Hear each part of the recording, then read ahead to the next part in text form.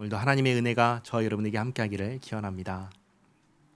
하나님께서 애굽의 종되었던 이스라엘 민족을 구원하셨습니다. 애굽에서 구원하시고 홍해를 갈라서 건너게 하셨습니다. 시내산까지 광야길을 인도하시며 먹을 것과 마실 것을 주셨습니다. 또 전쟁에서도 이기게 하셨습니다. 그리고 시내산에 도착해서 이스라엘 민족과 언약을 맺으셨습니다. 이 언약과 관련해서 꼭 기억해야 하는 것이 있습니다. 이 언약은 누구와 맺은 언약이냐라는 것입니다. 누구와 맺은 언약이죠? 하나님과 이스라엘인데, 하나님과 사람인데, 하나님께서 아무나가 아니라 구원하신 이스라엘과 구원하신 사람과 맺은 언약이다라는 점입니다.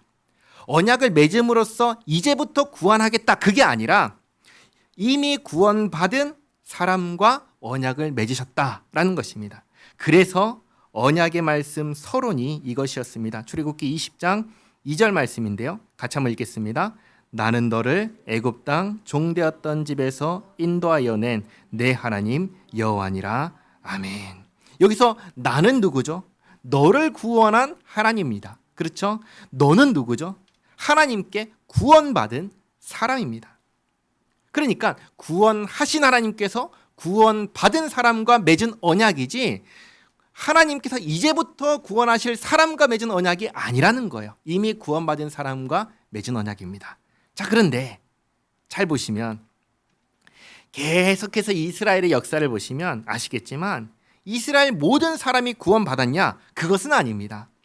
애굽에서 구원을 받고 홍해를 건너고 광야에서 돌보심을 받고 시내산에서 언약서의 도장을 꽝 찍어도 뒤돌아서 하나님을 떠나는 사람이 있습니다.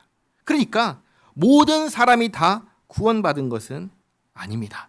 그러나 확실한 것은 구원받은 사람은 이 모든 과정에 반드시 참여합니다.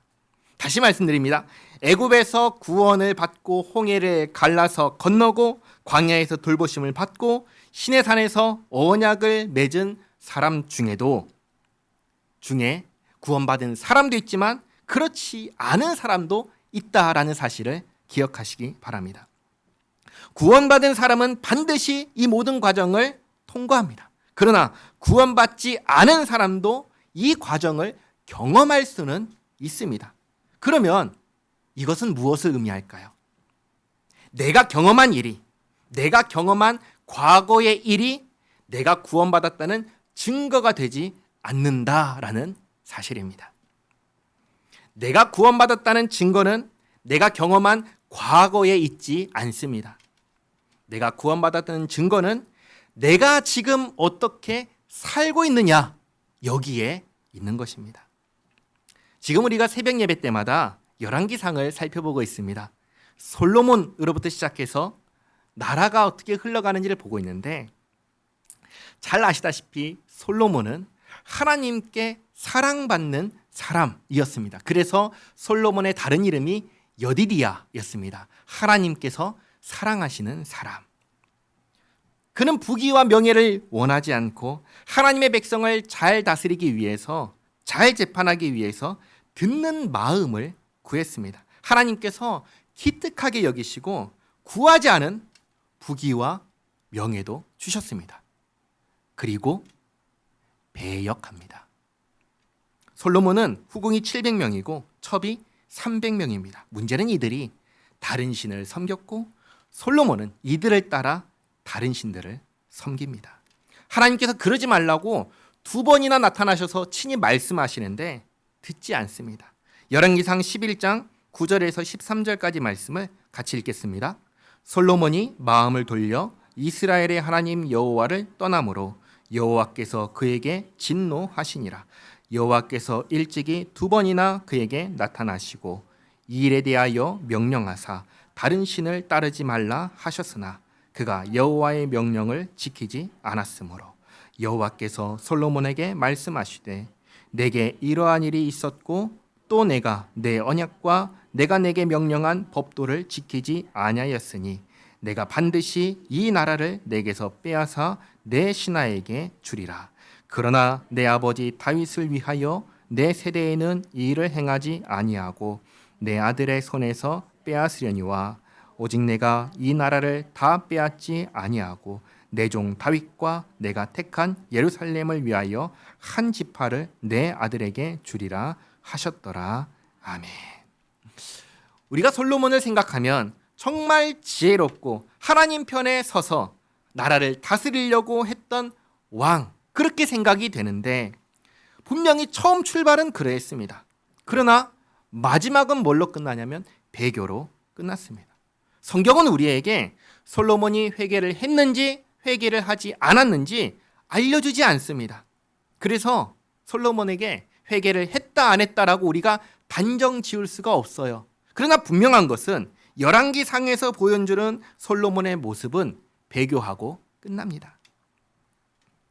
솔로몬의 과거가 화려하고 아름다웠던 그 과거가 구원받았다는 증거가 될까요? 그렇지 않다는 것이죠. 마찬가지로 내가 구원받은 사람이라는 증거는 내가 과거에 어떤 것을 경험했느냐 거기에 있지 않다는 것입니다. 내가 구원받았다는 증거는 내가 지금 어떻게 살고 있느냐 거기에 있습니다. 하나님께서 이스라엘과 언약을 맺으십니다. 이 언약의 내용은 새로운 생활을 하는 것입니다. 언약을 맺기 전에 살던 생활을 버리고 새로운 생활을 하는 것입니다. 이런 것이죠. 너는 이제부터 내 백성이야. 제사장 나라의 백성이야. 거룩한 백성이야. 알려주시는 거예요. 우리가 다 아는 사실이 한 가지 있습니다. 군인이 되기 전과 군인이 된 이후의 삶이 같나요? 다른가요? 전혀 다릅니다. 또 결혼을 하면 결혼하기 전과 결혼한 이후의 삶은 완전히 다릅니다. 똑같습니다. 하나님의 백성이 되면 하나님의 백성이 되기 전과 그 후는 다른 삶을 살게 됩니다. 이 10가지 언약의 말씀은 이 다른 삶, 새로운 삶에 대한 것입니다. 제사장 나라의 백성으로서의 삶이고 거룩한 사람의 삶입니다. 그 삶을 살라는 게 이 언약의 핵심입니다. 하나님의 백성은 이렇게 살아야 한다고 말씀하시는 것입니다. 그래서 지난주에 10가지 언약의 말씀 중에서 4가지 언약의 말씀을 보았습니다. 간략하게 요약하면 첫 번째 언약의 말씀은 네가 섬길 신은 너를 구원한 하나님밖에 없다. 첫 번째 언약. 두 번째 언약의 말씀은 하나님을 섬길 때에는 형상을 만들어서 섬기는 게 아니라 하나님의 말씀을 지켜 행하는 것이 하나님을 섬기는 것이다. 세 번째 언약의 말씀은 하나님의 이름을 주셨으니까 그 이름을 더럽히지 말고 영광 돌리는데 사용해라. 그 말씀하시고 네 번째 언약의 말씀은 하루를 구별하여 일주일 중에 하루를 구별하여 하나님을 예배하라. 이 4가지 언약의 말씀을 한마디로 요약하면은 하나님을 사랑하면서 사는 것에 대한 말씀입니다. 이제 나머지 6가지 언약의 말씀을 보겠습니다. 이 나머지 언약의 말씀을 한마디로 말하면 이웃을 사랑하며 사는 것에 대한 말씀입니다. 12절 말씀에 내 부모를 공경하라. 그리하면 내 하나님 여호와가 내게 준 땅에서 내 생명이 길리라. 이웃과 관련해서 가장 먼저 하시는 말씀은 너의 부모를 공경하라는 말씀입니다. 이거에 대해서 사도 바울이 이렇게 썼습니다. 에베소서 6장 1절에서 3절까지 말씀인데요. 같이 읽겠습니다. 자녀들아 주 안에서 너희 부모에게 순종하라. 이것이 옳으니라. 내 아버지와 어머니를 공경하라. 이것은 약속이 있는 첫 계명이니 이로써 내가 잘되고 땅에서 장수하리라. 아멘. 아멘. 여기를 잘 보시기 바랍니다. 땅에서 장수한다고 했습니다. 어느 땅에서 장수하는 것이죠? 하나님께서 주시는 땅에서 장수합니다. 하나님께서 주시는 땅은 어디죠? 약속의 땅입니다. 가나안 땅입니다. 그리고 이 가나안 땅은 무엇을 의미하죠? 무엇을 상징하죠? 장차 하나님께서 완성하실 하나님의 나라를 상징합니다. 누가 하나님의 나라에서 삽니까? 구원받은 사람이 하나님 나라에서 삽니다. 그러니까 부모를 공경하는 사람은 어떤 사람입니까? 구원받은 사람이죠. 구원받은 사람은 어떻게 사는 사람이냐? 부모님께 어떻게 하는 사람이냐? 부모님을 공경하는 사람이다. 그것을 알려주십니다. 부모님을 공경하지 않는 구원받은 사람이라는 것은 있을 수 없는 거예요. 이게 얼마나 말이 안 되는 거냐면 다른 신을 섬기는 구원받은 사람, 이게 있을 수 있을까요? 다른 신을 섬겨, 하나님이 아니라 다른 신을 섬기는데 이 사람이 구원받은 사람이에요. 말이 될까요? 말이 안 되는 것이죠. 마찬가지인 것입니다. 부모님을 공경하지 않는 사람은 구원받은 사람일 수가 없는 거예요. 구원받은 사람이 살아야 하는 새로운 생활은 뭐냐면 부모님을 공경하는 데서 시작하는 것입니다. 한편, 그러면 부모님은 자녀에게 어떻게 해야 할까요? 부모님들은. 사도 바울의 편지를 계속해서 보면은 에베소서 6장 4절에 이렇게 말합니다. 같이 읽겠습니다. 또 아비들아 너희 자녀를 노엽게 하지 말고 오직 주의 교훈과 훈계로 양육하라. 아멘. 부모는 자녀에게 두 가지를 하라고 합니다. 두 가지. 첫 번째는 뭐냐? 첫 번째는 노엽게 하지 말아라. 노엽게 하지 않는다라는 것은 이런 겁니다. 부모는 자녀에게 있어서 절대적인 권위를 가진 존재입니다. 어렸을 때는 특히나 그렇습니다. 크면은 말을 안 들을 수도 있죠. 그러나 어렸을 때는 부모님의 말 한마디가 아이들을 강력하게 통제합니다. 우리는 우리보다 권력을 가진 사람에게서 이런 것을 느낄 때가 있어요. 부당함, 억울함, 굴욕감, 이런 것을 느낄 때가 있어요. 이것들이 다 뭐냐면 노여움에 속하는 것입니다. 그래서 자녀들이 이런 것을 느끼지 않게 하라는 것입니다. 자녀가 부모에게서 부당함을, 억울함을, 굴욕감을 느끼게 하지 말라. 이것이 첫 번째로 하는 말씀이시고, 그리고 두 번째로 부모가 자녀에게 해야 하는 건 뭐냐면 주의 교훈과 훈계로 양육하라입니다. 자녀를 양육할 때 무엇보다도 주의 교훈과 훈계로 하라고 합니다. 주께서 주의 백성들에게 지켜 행하라 하신 바로 그것을 가르치는 것입니다. 주께서 주의 백성들에게 지켜 행하라 하신 것이 뭐지요? 지금 이야기하고는 있는 이 10가지 말씀들입니다. 하나님의 백성에게 주신 새로운 생활 양식입니다. 부모는 자녀에게 자녀가 하나님의 백성으로서의 생활을 할 수 있도록 양육하라, 그 말씀을 하시는 거예요. 이것이 하나님께서 부모에게 주신 책임이고 의무입니다. 자녀는 부모를 공경해야 합니다. 하나님의 백성은 어떻게 사는 사람이냐? 부모를 공경하는 사람입니다. 기억하시기 바랍니다. 부모에게 함부로 하는 사람은 하나님의 백성일 수가 없어요. 그런 사람을 향해서 하나님께서는 아주 분명하게 경고하셨습니다. 신명기 27장 16절 말씀인데요. 같이 한번 읽겠습니다. 그 부모를 경홀히 여기는 자는 저주를 받을 것이라 할 것이요 모든 백성은 아멘 할지니라. 아멘.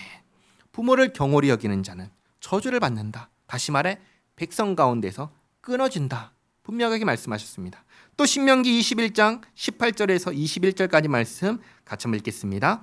사람에게 완악하고 패역한 아들이 있어 그의 아버지의 말이나 그의 어머니의 말을 순종하지 아니하고 부모가 징계하여도 순종하지 아니하거든 그의 부모가 그를 끌고 성문에 이르러 그 성읍 장로들에게 나아가서 그 성읍 장로들에게 말하기를 우리의 이 자식은 완악하고 패역하여 우리 말을 듣지 아니하고 방탕하며 술에 잠긴 자라 하면 그 성읍의 모든 사람들이 그를 돌로 쳐 죽일지니 이같이 내가 너희 중에서 악을 취하라. 그리하면 온 이스라엘이 듣고 두려워하리라. 아멘.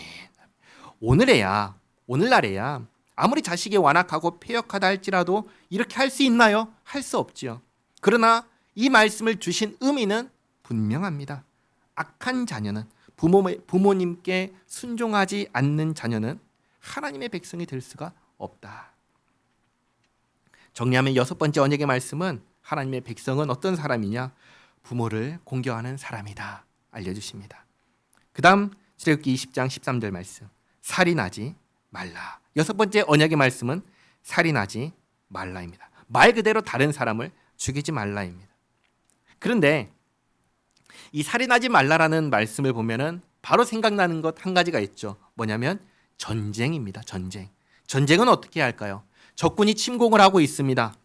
맞서 싸워야 할까요? 아니면 그냥 침공을 당해야 될까요? 그냥 죽어야 할까요? 당연히 싸워야 됩니다. 생각하고 말 것이 없는 것입니다. 살인마가 우리 집에 들어왔어요. 그러면 가족을 죽이게 내버려 둬야 될까요? 그게 아닌 것이죠. 그럴 수 없는 것입니다. 그러니까 이런 특별한 상황을 제외하고 하나님의 사람은 살인하지 않는다. 알려주시는 거예요. 성경을 보면은 전쟁을 하나요, 안 하나요? 합니다. 해야 될 때는 하는 거예요. 그러나 그런 특별한 상황을 제외하고 말씀을 하시는 거예요. 하나님의 사람은 살인하지 않는 사람이다. 그 다음에 14절 간음하지 말라. 오늘날 성범죄로 분류되는 것들이 있습니다. 항목들이 있죠. 성추행, 성희롱, 성폭력 이런 것들인데 성추행은 뭐죠? 불필요한 신체 접촉을 하는 것이죠. 성희롱은 말로 상대방에게 성적인 수치심을 주는 것이고 성폭력은 말 그대로 성적인 폭력인데 이런 것들 전부 다 하나님의 백성이라면 해서는 안 되는 것입니다.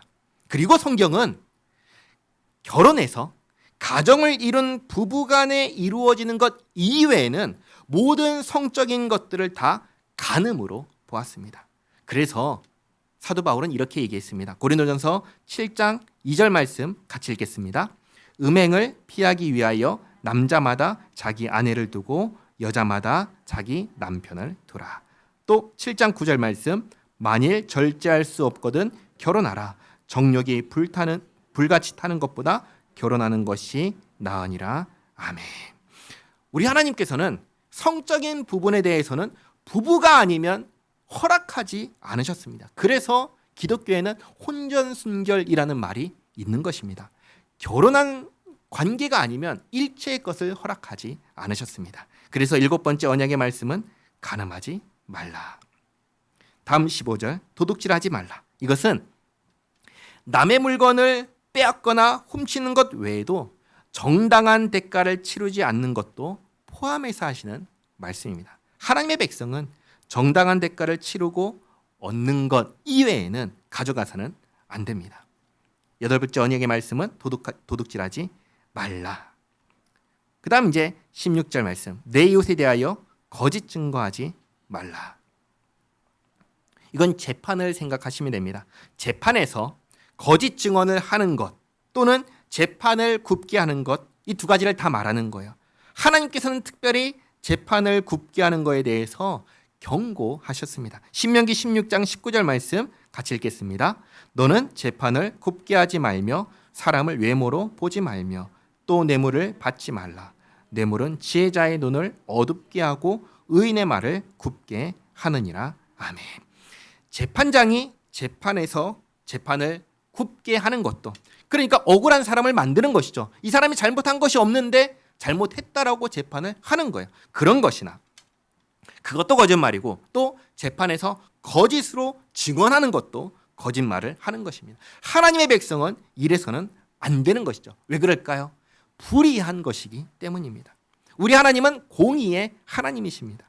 공의의 하나님을 섬기는 백성이 불의할 수 있나요? 그럴 수가 없는 것입니다. 그래서 9번째 언약의 말씀은 거짓 증언하지 마라. 그리고 마지막 17절 내 이웃의 집을 탐내지 말라. 내 이웃의 아내나 그의 남종이나 그의 여종이나 그의 소나 그의 낙이나 물은 내 이웃의 소유를 탐내지 말라. 마지막은 탐심에 대한 것입니다. 내 것이 아니면 남의 것이면 탐내서는 안 된다라고 말씀하십니다. 그런데 남의 것이 갖고 싶어요. 그럼 어떻게 해야 될까요? 정당한 대가를 치르고 가지면 됩니다. 정당한 대가를 치르고. 그런데 만약에 정당한 대가를 치르고도 가질 수가 없는 것이면 어떻게 해야 될까요? 포기해야죠. 포기해야 됩니다. 우리가 이 세상에 살아갈 때 포기하지 않고 반드시 가져야 될 것이 있을까요? 그런 거 없어요. 이 세상에 그런 거 없어요. 그러니까 정당한 대가를 치르고 가지면 되는데 그럴 수가 없으면 포기하라고 하십니다. 그러지 않고 어떻게든 가지려고 한다면 어떻게 될까요? 망하는 거예요. 그러면 망하는 겁니다. 하나님께서 그를 결코 용서하지 않으십니다. 이걸 어떻게 알 수 있을까요? 북이스라엘에 유명한 악한 왕이 있습니다. 누구냐면 아합 왕입니다. 아합 왕이 나봇이라는 사람이 가진 포도원을 갖고 싶었습니다. 탐이 난 것이죠. 그래서 달라고 합니다. 근데 나봇은 이 포도원이 조상의 유산이기 때문에 왕이 원한다고 해도 드릴 수가 없다고 합니다.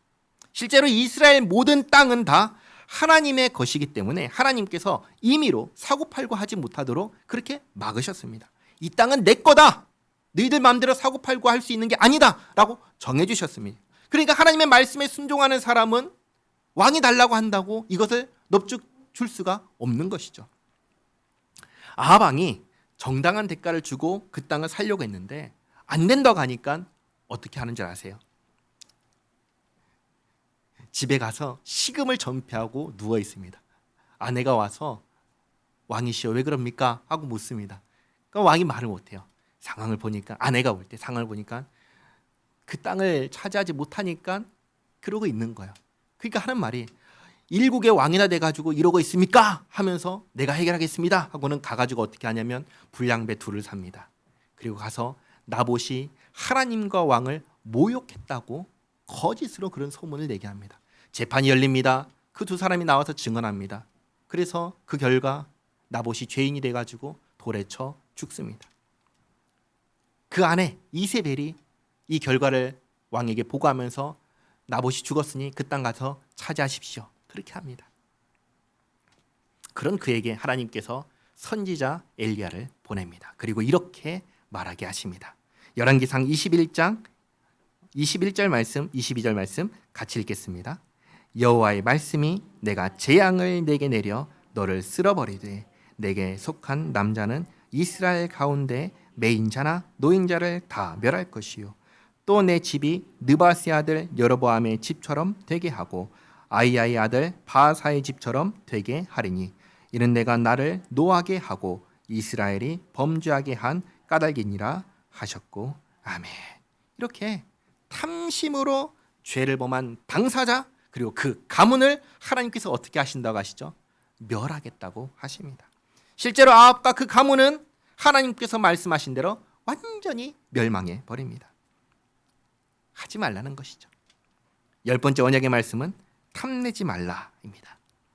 이렇게 하나님께서 이제 하나님의 백성이 되는 이스라엘에게 하나님의 백성은 이렇게 생활하는 거라고 10가지 언약의 말씀을 통해서 가르쳐 주셨습니다.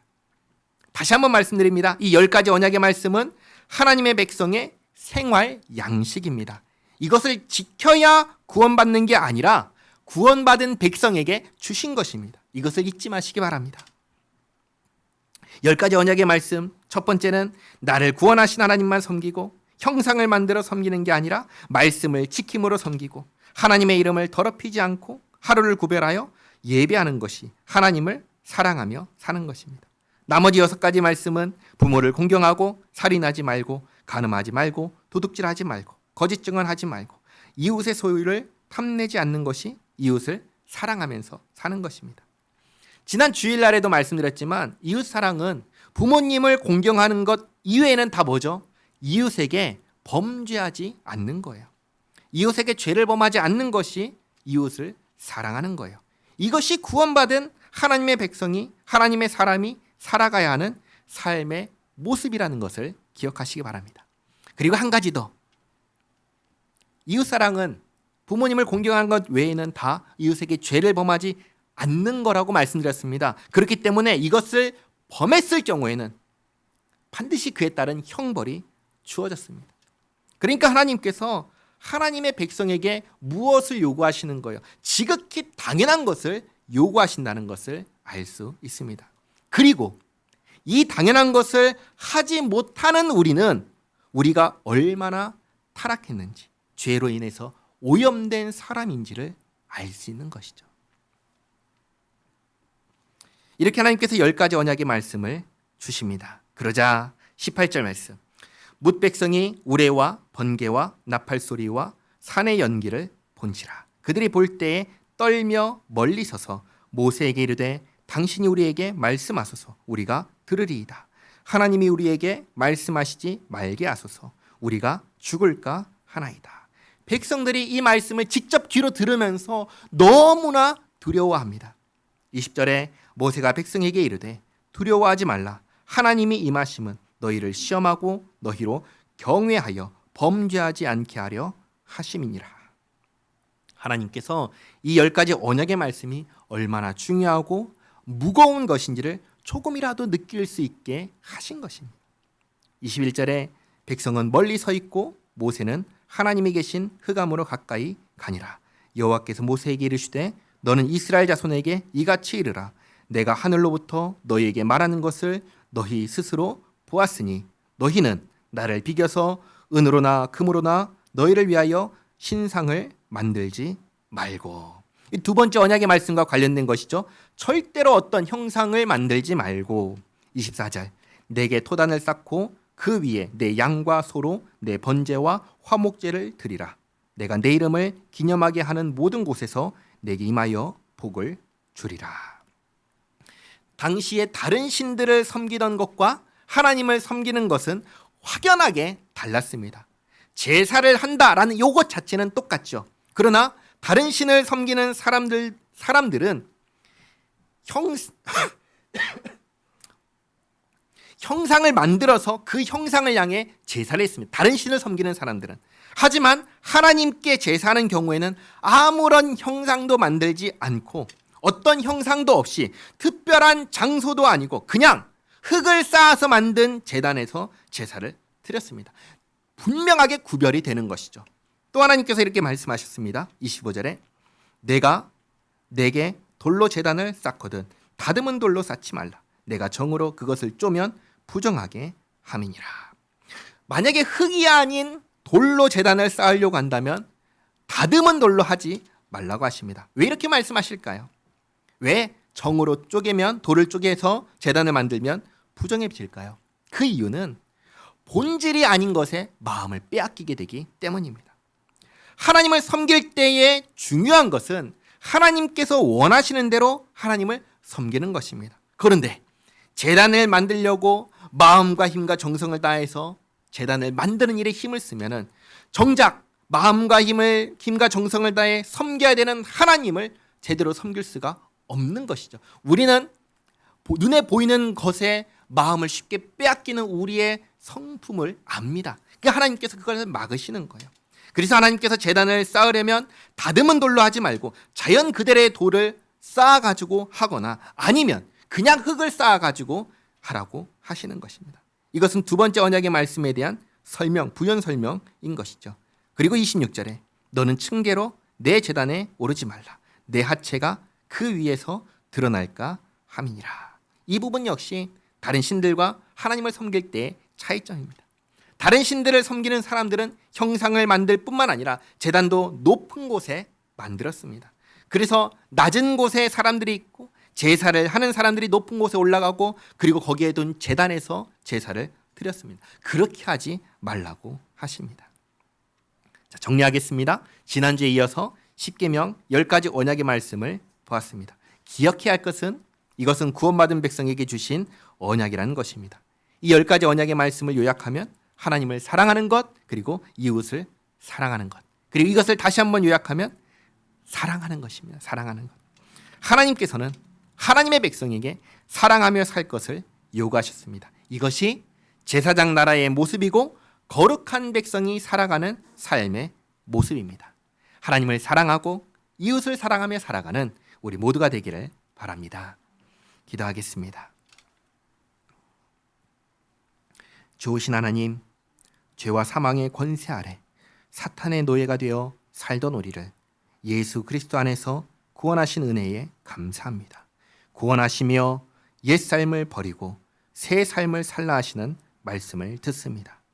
하나님의 특별한 소유가 된 우리에게 제사장 나라요 거룩한 백성으로서의 삶을 살게 하기 위하여 새로운 삶이 무엇인지 10가지 언약의 말씀을 통해 가르쳐 주셨습니다. 우리 안에 있는 타락한 본성은 여전히 새로운 삶을 살기 싫어하고 옛 삶을 살고자 합니다. 주님 도와주시옵소서. 주께서 주신 믿음과 또 믿음 안에서 함께 하시는 성령 하나님을 의지하며 주께서 주신 말씀을 따라 새 삶을 살기 원합니다. 우리를 구원하신 주님만 섬기게 하옵소서. 주님 말씀을 따라 섬기게 하옵소서. 주님의 이름을 주셨사오니 주님의 이름을 영화롭게 하는 우리 모두가 되게 하옵소서. 하루를 구별하여 주님을 마음과 뜻과 힘을 다해 예배하게 하옵소서. 이렇게 주님을 사랑하며 살게 하옵소서. 또 부모님을 공경하고 이웃에게 범죄하지 않으며 살게 하옵소서. 이렇게 주님의 말씀을 따라 이웃을 사랑하며 살게 하옵소서. 주님 말씀에 순종하는 것이 주님의 백성된 우리가 마땅히 해야 할 것이오니 이 모든 것을 행하며 주님께서 기뻐하시는 주님의 사람으로 살게 하옵소서. 예수님의 이름으로 기도하옵나이다. 아멘.